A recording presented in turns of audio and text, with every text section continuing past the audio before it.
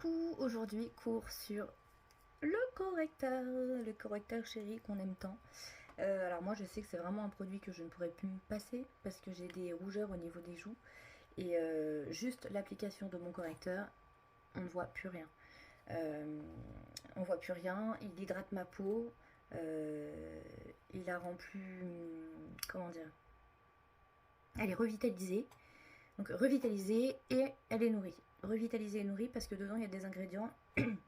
Tout simplement, il y a de la caféine, il y a de la vitamine E, il y a de alors attendez, je lis le mot, hyaluronate de sodium, désolée, je galère à le dire, et de la scalane. Donc tous ces produits-là vont faire que ça va venir prendre soin de votre peau. En plus, il y a une étude quand même qui a été faite sur ces produits, il faut le savoir. Donc il y a 94% de haute couvrance sur le visage après l'application. Donc 94% de personnes qui ont reconnu qu'il y avait une haute couvrance juste après l'application. 91% qui disent que les imperfections se réduisent tout de suite après avoir fait l'application.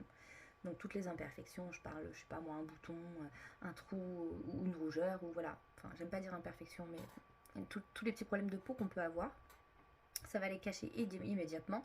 Et toutes les petites rides et ridules qu'on a, également, c'est pareil, ça va venir les couvrir. Alors après, il faut savoir qu'une fois qu'on a mis ce correcteur, il va venir travailler sur votre peau. Et que là où il y a les petites ridules, toujours penser à mettre, après avoir mis le correcteur, une poudre fixatrice pour justement que ça ne va pas trop travailler et que vos ridules ne s'ouvrent pas et que le correcteur ne vienne pas se mettre dans le creux. Donc toujours penser à mettre une petite poudre pour venir unifier tout ça.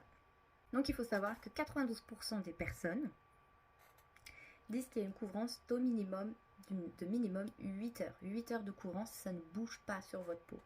Et ça, c'est juste top. Et c'est un minimum les 8 heures.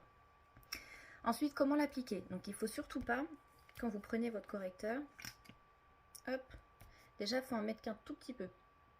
Un tout petit peu, parce que un petit peu déjà, regardez, je peux déjà faire au moins la moitié de ma main.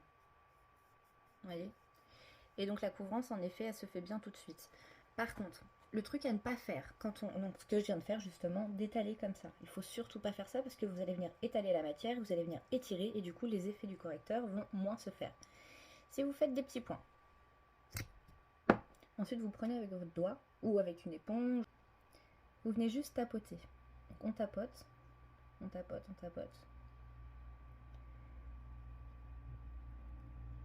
Hop. Et là la couvrance est faite. Vous voyez ici, j'ai étalé et on voit. Là ici en dessous on voit pas. Donc vraiment quand on prend le correcteur, il ne faut surtout pas l'étaler, il faut tapoter. Tapoter avec le doigt, tapoter avec le pinceau ou alors dans ces cas-là avec une petite éponge. Voilà. Sachez que ces correcteurs là, on en a 26 teintes. Donc 26 teintes sont disponibles.